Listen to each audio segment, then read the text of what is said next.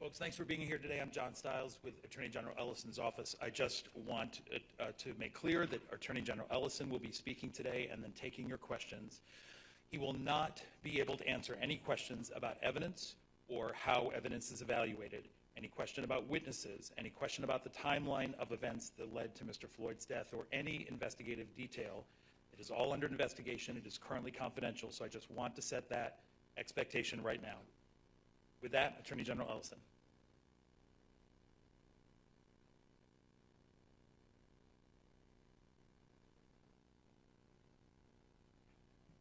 First of all, thank you, ladies and gentlemen of the press. Myself and my friend Mike Freeman want to share some information with you.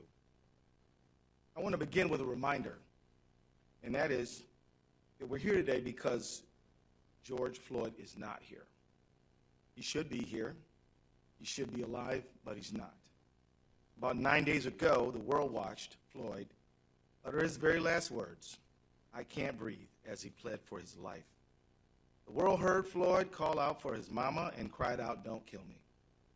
Just 2 days ago, when I became the lead prosecutor in the murder of Mr. Floyd, I asked for time to thoroughly review all the evidence in the case, and we looked at the evidence that's available, and the investigation is ongoing at this time. I also said that I know it's asking a lot of people to give us time, particularly people who have suffered for decades and centuries of injustice, to be patient. And yet, we did get that time. And together, a very strong, experienced team, which included County Attorney Mike Freeman, his team, and my team, we reviewed the evidence together with the BCA, and we have something to announce today. Before I announce it, I want to say thank you for the patience of the people who they've shown me and our entire team in pursuit of justice, and I'm here to make these announcements right now. First, today, I filed an amended complaint that charges former Minneapolis police officer Derek Chauvin with murder in the second degree for the death of George Floyd. I believe the evidence available to us now supports the stronger charge of second-degree murder. We've consulted with each other, and we agree. Second, today, arrest warrants were issued for former Minneapolis police officers J.A. King, Thomas Lane, and two. Hennepin County Attorney Michael Freeman and I filed a complaint that charges police officer King, Lane, and Tao with aiding and abetting murder in the second degree, a felony offense. I strongly believe that these developments are in the interest of justice for Mr. Floyd, his family, our community, and our state. I'm the lead prosecutor in this case. I'll be speaking and addressing the public, but this is absolutely a team effort. We are working together on this case with only one goal: justice for George Floyd. I want to thank first Mr. Hennepin County Attorney Mike Freeman, who has been a true partner in this matter at every step of the way. His experience and insight have been invaluable and will continue to be counted on by the team. I also want to thank County Attorney Freeman's professional staff who have cooperated and worked together with my staff and the investigating officers from the very minute this case started. I also want to thank Superintendent Drew Evans of the Bureau of Criminal Apprehension and his professional staff for the care and speed with which they are conducting this investigation. And I want to thank especially U.S. Attorney Erica McDonald and Special Agent in Charge Rainer Drolskagen, who are conducting a parallel federal color of law investigation. I have heard directly from the leadership of the Department of Justice that there is full support for her leadership in pursuit of her investigation. And as she put it so well, one team, one goal, one mission. I agree 100%. As I said earlier, I thank Mr. Floyd's family. I think, and I can speak for Mr. Freeman and I jointly thank them, along with U.S. Attorney McDonald. We thank the community for their patience and allowing us the time and space we need over these days to lay these charges. As it is so hard to do, I now ask for continued patience. This case continues to be under investigation. We will not be able to say very much publicly about the investigation, except that we encourage anyone who believes that they have evidence in this case to come forward and to be cooperative with the investigation. As we develop the case for prosecution, which will also not be able, we will not be able to say very much publicly about it, because our job is to seek justice and to obtain a conviction, not to make statements in the press, but to do our talking in court. So I ask for your patience again while we limit our public comments in pursuit of justice. I also ask for your trust that we are pursuing justice by every legal and ethical means available to us. I also want to add a word of caution. The investigation is ongoing. We are following the path of all of the evidence. Wherever it leads, we are investigating as quickly as we can because speed is important. We're also investigating as thoroughly as we can because being complete and thorough is critically important, but it takes time. The reason thoroughness is important is because every single link in the prosecutorial chain must be strong. It needs to be strong because trying this case will not be an easy thing. Winning a conviction will be hard. In fact, County Attorney Freeman is the only prosecutor in the state of Minnesota who has successfully convicted a police officer for murder. And he can tell you that it's hard. I say this not because we doubt our resources or our ability. In fact, we're confident in what we're doing. But history does show that there are clear challenges here, and we are going to be working very hard and relying on each other and our investigative partners and the community to support that endeavor. To the Floyd family, to our beloved community, and to everyone that is watching, I say, George Floyd mattered. He was loved. His family was important. His life had value. And we will seek justice for him and for you, and we will find it. The very fact that we have filed these charges means that we believe in them. But what I do not believe is that one successful prosecution can rectify the hurt and loss that so many people feel. The solution to that pain will be slow and difficult work of constructing justice and fairness in our society. That work is the work of all of us. We don't need to wait for the resolution and investigation of this case to start that work. We need citizens, neighbors, leaders in government and in faith communities, civil and human rights activists to begin rewriting the rules for a just society now. We need new policy and legislation and ways of thinking at the municipal, state, and federal levels. The world of arts and entertainment can use their cultural influence to inspire change that we need. There is a role for all who dream of a justice that we haven't yet experienced. In the final analysis, a protest can shake a tree and can make the fruit ball fall down. But after that fruit is in reach, collecting it and making the jam must follow. The demonstrations and the protests are dramatic and necessary, but building just institutions is more of a slow grind, but equally important. And we have to begin that work as well. We need your energy, and we need everyone's help right now. Thank you very much. We'll take a few questions. Yes, ma'am.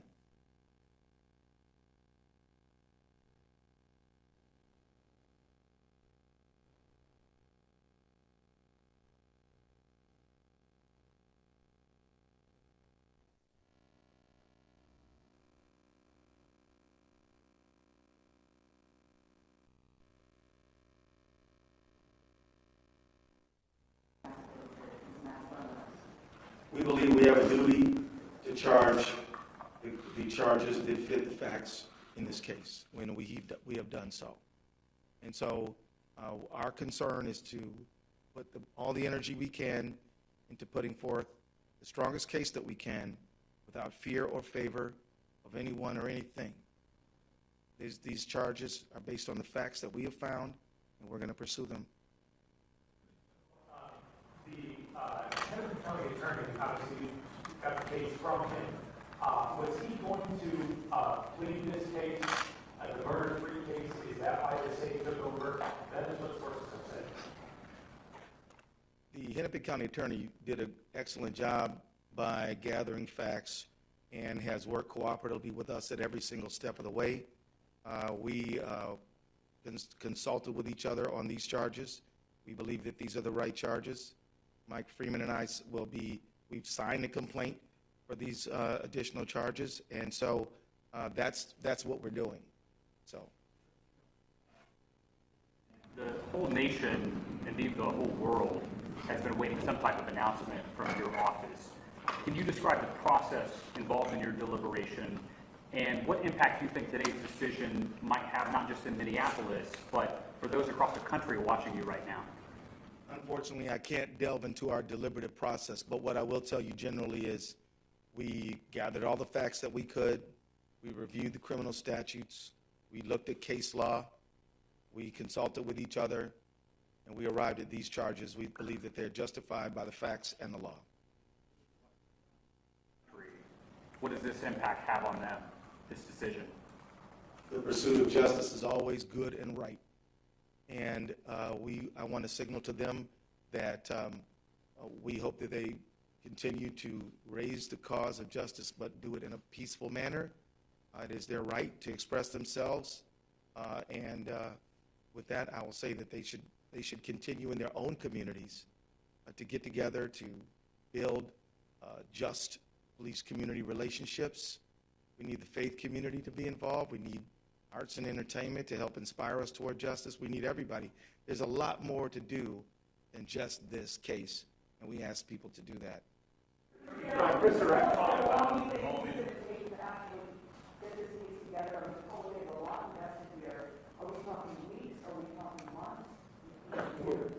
I want to thank you for asking that question, because part of my comments were to help set expectations in a realistic light.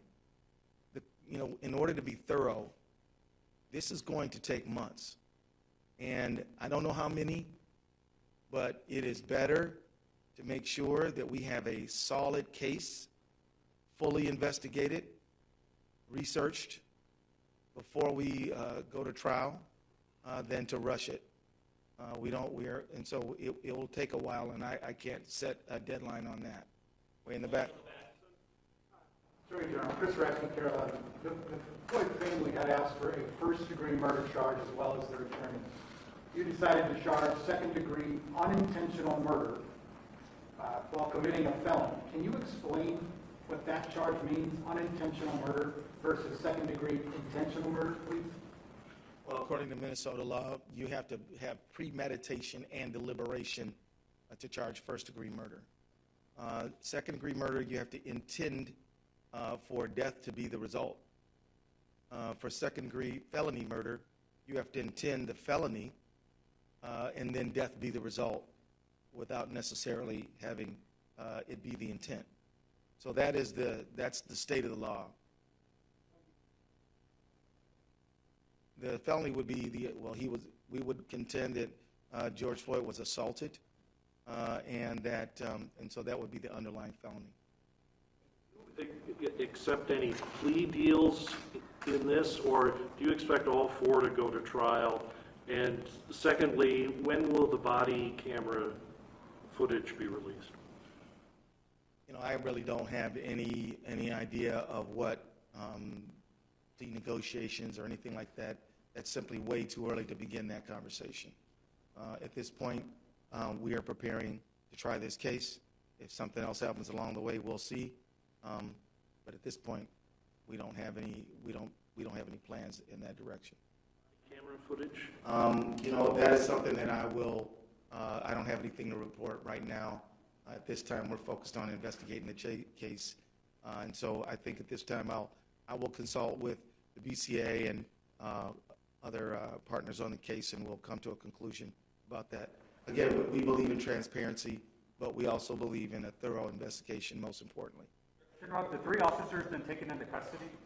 I'll allow Mr. Drew Evans to address that issue. Yeah. Good afternoon. My name is Drew Evans. I'm the superintendent of the Minnesota Bureau of Criminal Apprehension. We are in the process of taking the officers into custody. I can report that 1 is in custody now, and the other 2 we are in the process of taking into custody and expect them to be this afternoon. Could you share about if these officers provided any statements to your investigators, which traditionally happens after a death in custody? Have you spoken with them? I will, as the Attorney General said, we can't speak about all the details of the case other than what's really in the complaint at this time. I will tell you with any investigation, as I've told you all from the very beginning, we have teams of investigators from the BCA jointly investigating this with the FBI, trying to obtain all information. In this case, I will tell you that is a regular course of all of our investigations to attempt interviews with all of the officers. We have interviewed numerous individuals in this case, and additional information will be provided as we move forward. Superior General, do you have the folks you need to do this, or you'll be seeking some sort of outside counsel or special counsel as you're authorized to do under the law? At this time, I believe we have the team to complete this work. I would like to just introduce David Voigt as well. He is a deputy at the Attorney General's office. He heads the criminal division, and he has the lawyers to get this done. And also, we have some experienced lawyers at the Hennepin County Attorney's Office. We're working on this thing together. In terms of the timing of this decision, I know the Floyd family was hoping to be able to have more information on these charges before the memorial tomorrow. How much did that factor in your decision, as well as the protests with him calling for these across the country as well, and growing asset? You know, I could say that I did not allow public pressure to impact our decision-making process. I was prepared to withstand whatever calls came. We made these decisions based on the facts that we have gathered since this matter occurred, and made the charges based on the law that we think applies. So that's my answer. Yeah.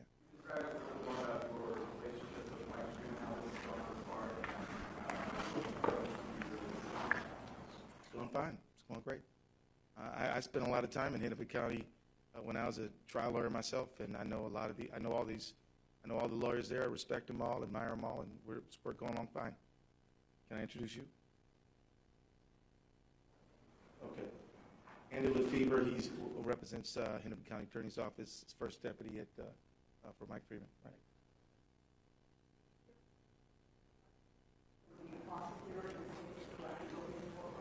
No, that I'm going to let the people who prosecute cases every single day to prosecute this case. Now, it is true that I've tried a lot of cases, and I've tried homicide cases, but on the other side of the courtroom. The people who know how to prosecute, I'm going to let them do that work.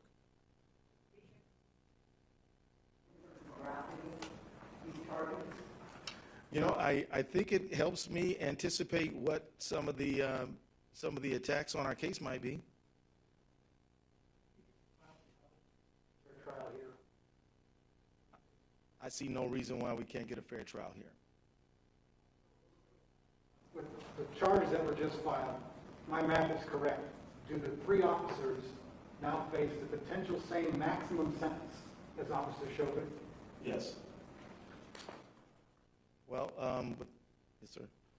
I apologize if you've addressed this before, but does your involvement in this case now put you on the sidelines in terms of the legislative process and working for police reform legislation? No. I'll continue to do all the duties that I have, which involve legislative, which involve a lot. We've been very active in the civil space. We've been active in representing state agencies and government. I'll continue to supervise that as I always do. But I feel very confident in it because I have excellent professionals who are going to be focused on this like a laser beam every single day. Attorney General, could you just take us into that room when the decision was made for you personally, for this case, filing charges, the moment you had personally? I feel a tremendous sense of weight. I feel this is a very serious moment. I can honestly tell you I take no joy in this, but I do feel a tremendous sense of duty and responsibility. Are they going to be at Oak Park Heights in max security, or are they going to be put somewhere? I don't know the answer to that question, maybe. I would just answer that in terms of that is left up to the various sheriffs that we work with on this. They make, as Commissioner Schnell noted the other day, security decisions in the best place for everybody in light of everything that's going on right now in the Twin Cities. Again, those are decisions based on the analysis of the sheriff, and they work closely with the Department of Corrections to make sure that they have everybody in their custody where they should be based on safety assessments. Thank you all very much.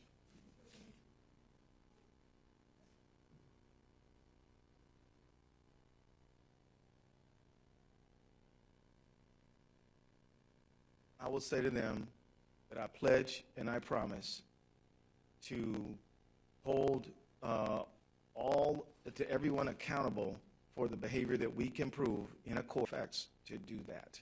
So I'll simply say that as the people who are legal professionals, professional prosecutors, we are taking our duty seriously, and we are working with the people who gather the facts, and we have done the work that we believe is possible, ethical, and right.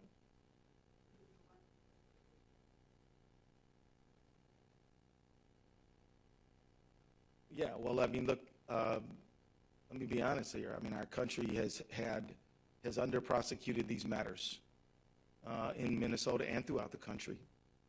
And so I think the trust is a result of historically not holding people who are public guardians accountable for their behavior in situations where we should have.